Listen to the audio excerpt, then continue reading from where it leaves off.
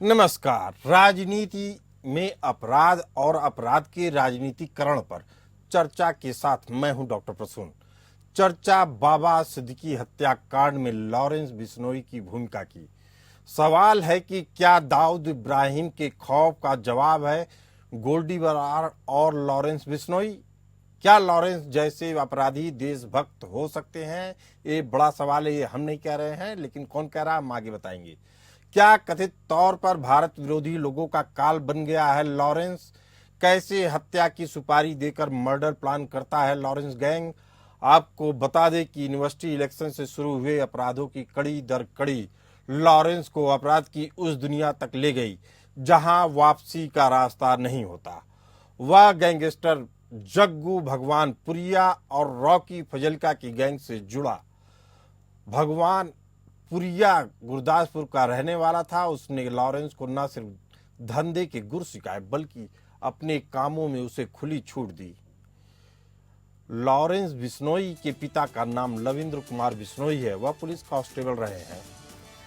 NCP Ajit Singh गुट के नेता बाबा सिद्दीकी की शनिवार रात को गोली मारकर हत्या कर दी गई, जिसके बाद से लॉरेंस बिश्नोई का नाम गूंजने लगा।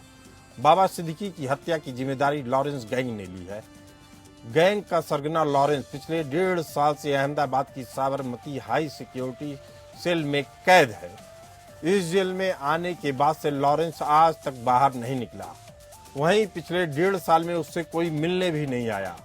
इस दौरान उसकी पेशी भुज जिले की नलिया कोर्ट में होनी थी, लेकिन उसे वीडियो कॉन्फ्रेंसिंग से ही पेश किया गया। साबरमती जेल के 2 हिस्से हैं, एक पुरानी जेल, दूसरी नई जेल। लॉरेंस को पुरानी जेल के हिस्से में रखा गया। उसमें 10 कमरे हैं। इनमें सिर्फ लॉरेंस ही रहता है। यह हिस्सा हाई सिक्योरिटी जोन कहा जाता है। यहाँ पेट्रोलिंग की टीम और गार्ड्स लगातार बदलते रहते हैं। लॉरेंस को एक कमरा दिया गया है जिसमें उसका बिस्तर लगा हुआ है। उसे जेल का ही खाना दिया जाता है। यहाँ किसी भी बाहरी व्यक्ति को आने की अनुमति नहीं है। अगर कैदी से उसके किसी परिचित को मिलना भी हो तो उसे वीडियो कॉन्फ्रेंसिंग से ही बात करनी होती है। यहाँ तक कि कैदी के वकील को भी अंदर आने की परमिशन नहीं है। जेल विभाग के सूत्रों ने बताया कि लॉरेंस ने नवरात्रि पर 9 दिनों का व्रत रखा। उसके पास गीता है जो उसने साबरमती जेल आते ही जेल प्रशासन से मांग की थी। सूत्रों की माने तो भारत के दुश्मनों की हत्या करने से पहले लॉरेंस बिश्नोई मौन व्रत भी रखता है। एनआईए की चार्जशीट के मुताबिक लॉरेंस बिश्नोई की गैंग में 700 से ज्यादा शूटर्स हैं, जिसमें से 300 तो अकेले पंजाब में हैं और तमाम कॉलेज के युवा इनकी तरफ और तेजी से खींचे आ रहे हैं। एनआईए के मुताबिक कभी बिश्नोई गैंग सिर्फ पंजाब तक सीमित था, लेकिन गोल्डी बरार की मदद से वो अब पूरे उत्तर भारत के कई राज्यों में फैल गया है।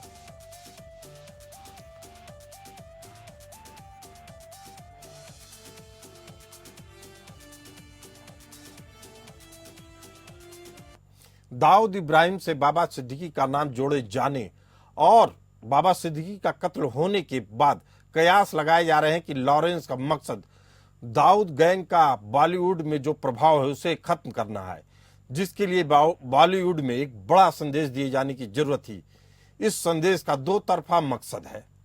लॉरेंस बाबा सिद्दीकी के मर्डर से बॉलीवुड और बिल्डर लॉबी में अपनी धाक जमाने की कोशिश कर रहा है।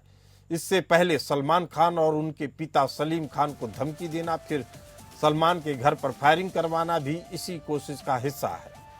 अब बाबा सिद्दीकी के मर्डर में भी लॉरेंस का नाम सामने आया। इससे साफ हो चुका है कि लॉरेंस बॉलीवुड पॉलिटिक्स और बिल्डर लॉबी में धाक जमाना चाह रहा है। लॉरेंस बिश्नोई के काम करने का तरीका अंडरवर्ल्ड डॉन दाऊद इब्राहिम की तरह है। मुंबई में अपना प्रभाव बढ़ाने के लिए वह बॉलीवुड के बड़े एक्टर यानी सलमान खान को मोहरा बना रहा है। ये तरीका अंडरवर्ल्ड से जुड़े लोगों जो 70, 80 और 90 के दशक में अपनाते थे। इसके जरिए लॉरेंस मुंबई में हत्या वसूली का साम्राज्य खड़ा करने की कोशिश कर रहा है। दाऊद की गैंग में 30 से 40 साल के मैच्योर क्रिमिनल शामिल थे, जबकि लॉरेंस की गैंग में 700 से ज्यादा नौसिखिए और भटके हुए युवक हैं। ये लॉरेंस के इशारे पर कुछ भी करने को तैयार रहते हैं। ये पैसे से ज्यादा फेम के लिए काम करते हैं। जबकि दाऊद के गुर्गे सिर्फ पैसों के लिए काम करते थे। दाऊद ने जिस तरह से पाकिस्तानी खुफिया एजेंसी ISI के सहारे 1993 ब्लास्ट को अंजाम दिया, ठीक उसी तरह लॉरेंस भी कर रहा है। भारत से भागने के बाद दाऊद ने पाकिस्तान, दुबई और मिडिल ईस्ट देशों में अपना नेटवर्क बनाया। वहीं लॉरेंस का कारोबार कनाडा, अमेरिका, दुबई, पाकिस्तान तक फैल चुका है। दाऊद इब्राहिम ने छोटा राजन की मदद से गैंग को बढ़ाया। उसी तरह लॉरेंस ने गोल्डी बराड़, सचिन बिश्नोई, अनमोल बिश्नोई, विक्रम बराड़, काला जठेड़ी और काला राणा के साथ मिलकर गैंग का नेटवर्क 12 राज्यों तक पहुंचा दिया। पाकिस्तान में हरविंदर सिंह रिंदा, कनाडा में लखविंदर सिंह लांडा, अर्शदीप उर्फ अर्श डल्ला सक्रिय सदस्य हैं। बाबा सिद्दीकी को टारगेट कर लॉरेंस गैंग देश की आर्थिक राजधानी में उगाही के नेटवर्क को और बड़ा करना चाहता है।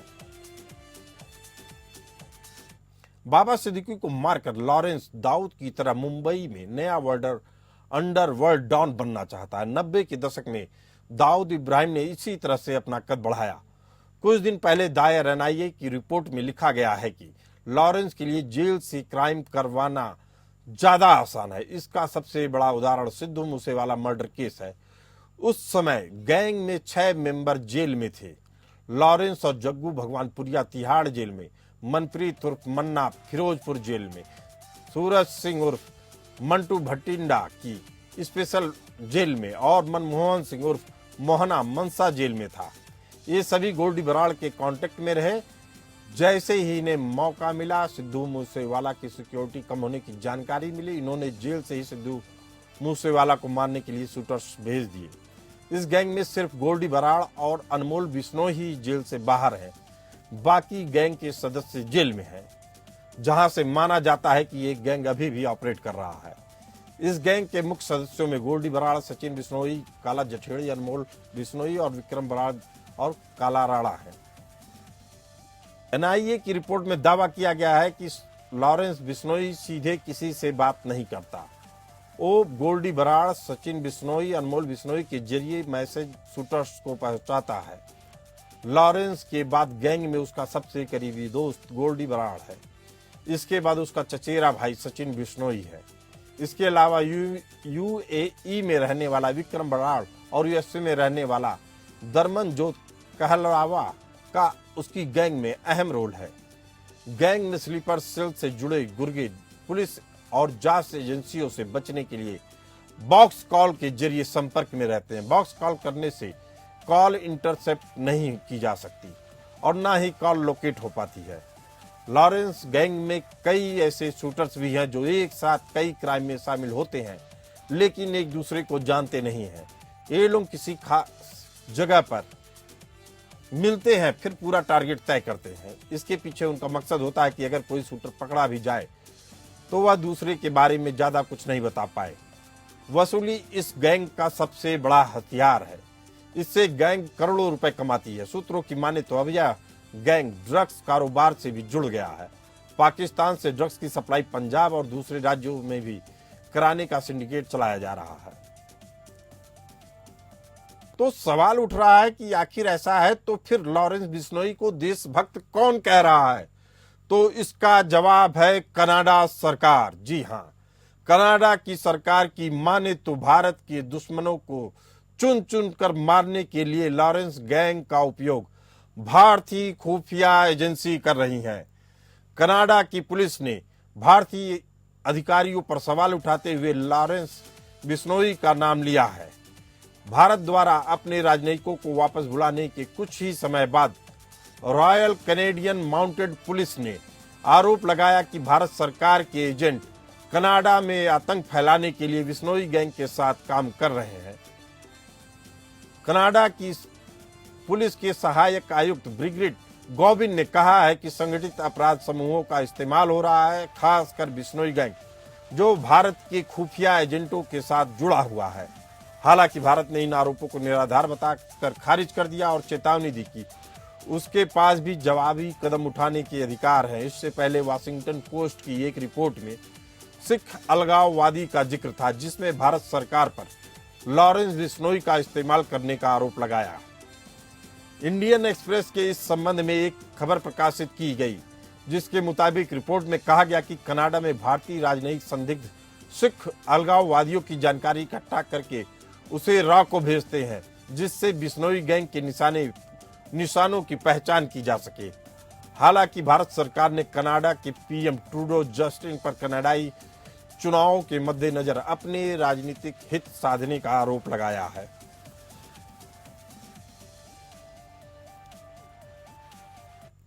इसी मुद्दे पर चर्चा करने के लिए हमारे साथ मौजूद हैं अरविंद कुमार जैन जी, पूर्व डीजीपी उत्तर प्रदेश, और महेश कुमार मिश्रा, पूर्व डीआईजी उत्तर प्रदेश। अरविंद कुमार जैन जी, क्या लॉरेंस का अगला निशाना दाऊद इब्राहिम है? नहीं, मैं इस पे कोई टिप्पणी नहीं कर सकता। मेरे लिए टिप्पणी करना इस प्रकार की उचित नहीं होगा। चलिए, क्या आप मानते हैं ग्लोबल माफिया बॉलीवुड सिंडिकेट की काट के लिए एक और माफिया सिंडिकेट को खड़ा किया जा सके, तभी इस ग्लोबल सिंडिकेट का मुकाबला किया जा सकता है, या सरकार के पास कुछ और भी उपाय होते हैं? नहीं, ये भी कहना जो है वो उचित नहीं होगा कि कोई सरकार का इसमें रोल है। ये तो देखिए, एक माफिया है, जेल के अंदर बंद है, वहां से एक नेटवर्क चला रहा है और इनके विरुद्ध कार्रवाइयां भी हुई हैं, इंटर स्टेट छापे भी पड़े हैं। एमएचए ने पीछे एनआईए के माध्यम से इंटर स्टेट रेड्स ऑर्गेनाइज की थी इन सब गैंगस्टर्स के ऊपर। इन गैंगस्टर्स के किससे तार जुड़े हुए हैं, किससे नहीं हैं, ये अभी कह पाना बहुत मुश्किल है। और हाँ, ये है कि जो मुंबई में किलिंग में, अगर बाबा सिद्दीकी की किलिंग में लॉरेंस बिश्नोई गैंग का हाथ निकलता है, तो ये एक इम्पॉर्टेंट किलिंग है उस गैंग के पॉइंट ऑफ व्यू से, और स्वाभाविक है कि उसका एक क्लाउड मुंबई में, महाराष्ट्र में, बॉलीवुड में बढ़ेगा। पर इसके लिए मुंबई पुलिस कार्रवाई कर रही है, महाराष्ट्र पुलिस कार्रवाई कर रही है, मुंबई की क्राइम ब्रांच लगी हुई है जी। और अभी हमें इंतजार करना चाहिए कि वो किस नतीजे पे पहुंचते हैं, इन्वेस्टिगेशन किस लेवल तक आती है और इन्वेस्टिगेशन के क्या नतीजे हैं। अरविंद जी, अभी अपने एजेंसियों के नतीजे आने बाकी हैं, लेकिन कनाडा की खुफिया पुलिस, जिसको रॉयल कैनेडियन माउंटेन पुलिस कहते हैं, जो एफबीआई के साथ यानी अमेरिका खुफिया एजेंसी के साथ लगातार क्लोजली काम कर रही है, उसने आरोप लगाया है भारत सरकार पर कि उसके एजेंट पूरी तरीके से गोल्डी बराड़ और लॉरेंस बिश्नोई की गैंग का उपयोग कर रहे हैं और अपने दुश्मनों को खत्म कर रहे हैं। इसे आप कितनी गंभीरता से लेना चाहेंगे? मैं इसको कैनेडियन पॉलिटिक्स की नजर से देखता हूँ जी।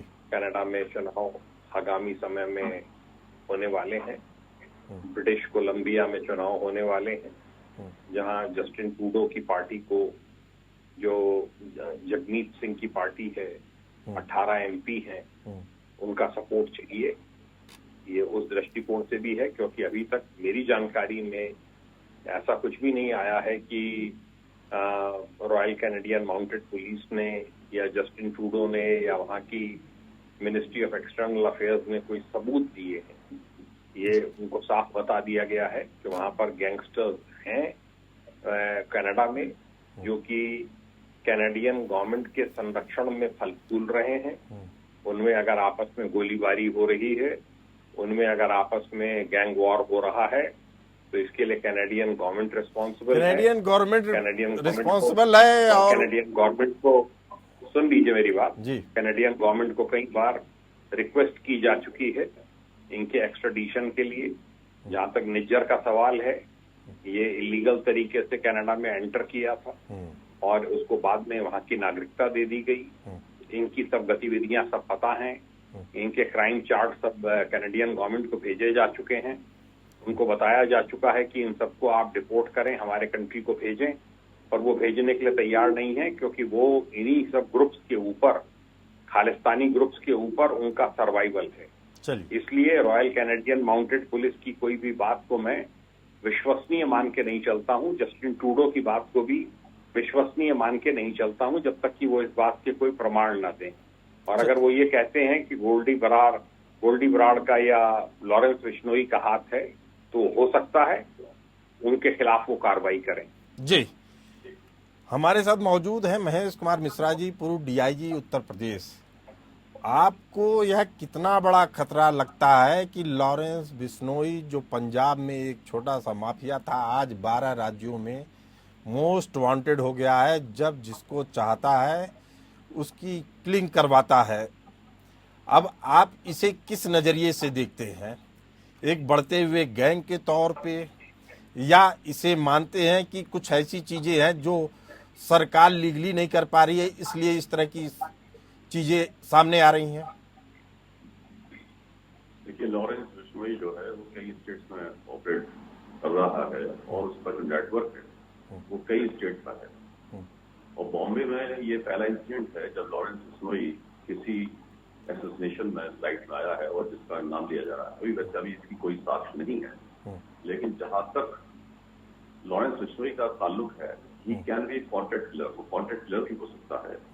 और किसी ने उसको भी सुपारी दी हो, वो तो सुपारी देता ही देता है, लेकिन वो भी किसी से सुपारी ले सकता है। जहां तक इनके मर्डर का सवाल है बाबा सिद्दीकी के, तो बाबा सिद्दीकी बेसिकली पॉलिटिशियन थे। पॉलिटिशियन के साथ साथ कुछ उनका रियल एस्टेट के कारोबार में भी उनका दखल था, और वो दखल काफी बड़ा दखल था उनका। और कुछ अभी कुछ ऐसे वहां पर स्लम इम्प्रूवमेंट प्रोग्राम चल रहे थे जिसका कि काफी जबरदस्त तरीके से अपोज कर रहे थे वो। तो वहां पर जो पॉलिटिक्स है, जहां पर कि वो रियल एस्टेट के कारोबारी, जिसमें कि जो कि इनको अपना ये मान के चल रहे थे कि ये रोक रहे हैं उनको।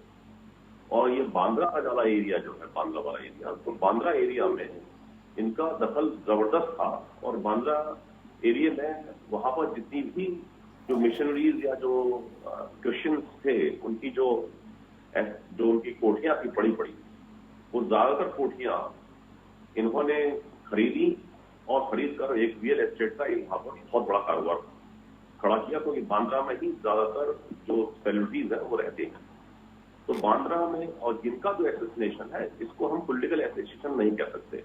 हालांकि नहीं, लॉरेंस बिश्नोई की बात मानी जाए तो बाबा सिद्दीकी के संबंध दाऊद इब्राहिम से रहे हैं, मकोका उनके ऊपर एक समय लगा था, ऐसा लॉरेंस बिश्नोई के गैंग का कहना है। और इनकी आपराधिक गतिविधियों के बारे में अभी चर्चा करना उचित नहीं होगा, लेकिन एक चीज तो तय है कि अगर लॉरेंस बिश्नोई अगर कोई बात कह रहा है और उसको नकारा नहीं जा रहा है, तो कहीं न कहीं बाबा सिद्दीकी का भी आपराधिक इतिहास खंगालने की जरूरत है। आप इसे कैसे मानते हैं महेश मिश्रा? निश्चित रूप से देखिए, ऐसा है कि लॉरेंस बिश्नोई जो है वो जब कई जो एसोसिएशन, और खासतौर से मूसा वाले का जो एसोसिएशन हुआ, उसको लेकर जो अभी आप कह रहे थे और डीजीपी साहब ने विस्तार से बताया उसको, तो जो कैनेडियन गवर्नमेंट का जो एक एलिगेशन था against the government of India, वो उसी चीज को लेकर था जब मूसा वाले की हत्या हुई है वहां पर। तो उसको जोड़ा उन्होंने इस लॉरेंस बिश्नोई को। अब लॉरेंस बिश्नोई जो है वो अहमदाबाद की जेल में है, साबरमती जेल में है वो। और वहां से, और जहां तक जेल का ताल्लुक है, तो जेल से इसमें कोई शक नहीं कि कोई भी गैंग जेल में है तो वहां से ऑपरेट कर सकता है। क्योंकि हमारी जेलों की व्यवस्था चाहे किसी स्टेट की हो, वो बहुत अच्छी नहीं कही जा सकती। और जहां तक बाबा सिद्दीकी के मर्डर का सवाल है, देखिए 2 एंगल हो सकते हैं, 3 एंगल इसमें। या पॉलिटिकल एसोसिएशन नहीं, हमारा विषय बाबा सिद्दीकी की हत्या का नहीं है, बाबा सिद्दीकी मुद्दा नहीं है, नेशनल सिक्योरिटी है। मैं जानना चाहूंगा अरविंद कुमार जैन जी आपसे कि जिस तरीके से दाऊद का ताना बाना मुंबई की आर्थिक राजधानी में रचा गया, उसको बसाया गया, आज भी दाऊद इब्राहिम नहीं है, लेकिन उसकी बातें सुनाई देती हैं मुंबई में। क्या इस तरह से जैसा कनाडाई पुलिस कह रही है, अगर मान लीजिए उसमें 1% भी सत्यता है, तो क्या लॉरेंस बिश्नोई को देशभक्त हम कह सकते हैं? नहीं, कोई भी क्रिमिनल, किसी भी क्रिमिनल को देशभक्त कहना कहीं भी उचित मैं इसको नहीं मानता। उसकी कोई गतिविधि ऐसी हो सकती है जिससे कि दाऊद गैंग कमजोर पड़े, पर इसका मतलब ये नहीं है कि वो देशभक्त हो गया। वो क्रिमिनल एक्टिविटी है और उसको क्रिमिनल एक्टिविटी ही मानना चाहिए, और क्रिमिनल एक्टिविटी ही मानकर उसके खिलाफ कार्रवाई की जानी चाहिए। कोई भी स्टेट गवर्नमेंट, कोई भी स्टेट का पुलिस फोर्स इस तरीके से एक गैंग का इस्तेमाल दूसरे गैंग के खिलाफ इस प्रकार से नहीं करता है कि आप उसके लोगों को असैसिनेट करिए और आप खुद उसकी जगह ले लीजिए। ये कोई भी स्टेट पुलिस नहीं चाहेगी कि ये लॉरेंस बिश्नोई वही स्टेटस गेन कर ले जो कि किसी समय दाऊद इब्राहिम का और इकबाल मिर्ची का और छोटा शकील का और छोटा राजन का और अरुण गावली का, इन सब का होता था। बड़ी मेहनत करके मुंबई की क्राइम ब्रांच ने इन सबको न्यूट्रलाइज किया है, इन सबको खदेड़ा है। इनके 85 मेंबर्स मुठभेड़ में मारे गए हैं और इसमें भी कार्रवाई हो रही है। तो और भी पकड़ जाएंगे, पूरा नेक्सस पता चलेगा कौन कौन थे इसमें, किसने शूट आउट ऑर्डर किया, क्या किया। पर ये बात सही है कि बाबा सिद्दीकी कई ऐसी लैंड डील्स में शामिल था जो कि कंट्रोवर्शियल थी, जो कि बहुत जिनके तार जुड़े हुए थे इकबाल मिर्ची से, छोटा शकील से। उस वजह से हुआ है। क्या हुआ है मैं नहीं कह सकता। अभी ईडी ने इनकी 462 करोड़ की संपत्तियां भी जब्त की थी, इसीलिए की है कि वो पीएमएलए के तहत, क्योंकि उसमें ये शक है कि ये गलत तरीके से ये लैंड डील्स हो रही हैं और माफियाज इसमें इन्वॉल्व हैं। एक्शन होना चाहिए, ईडी का भी जो एक्शन है।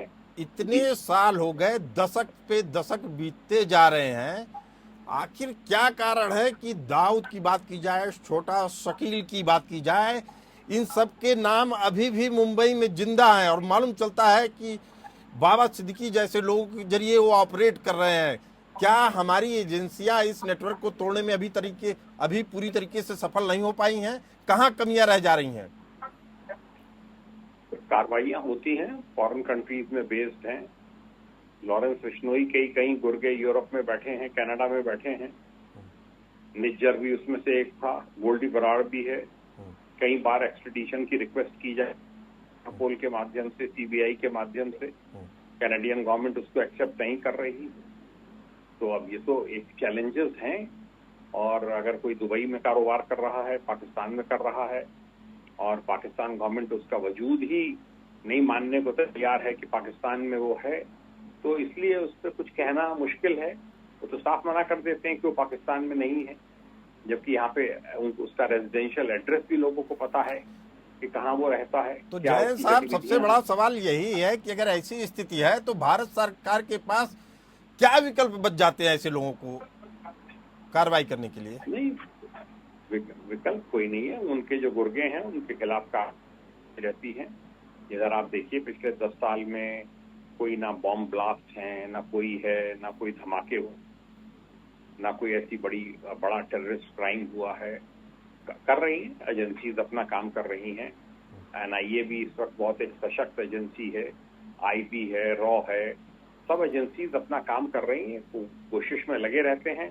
बहुत सौ को एक्स्ट्राडाइट करके ले आते हैं, बहुत सौ को नहीं ला पाते हैं।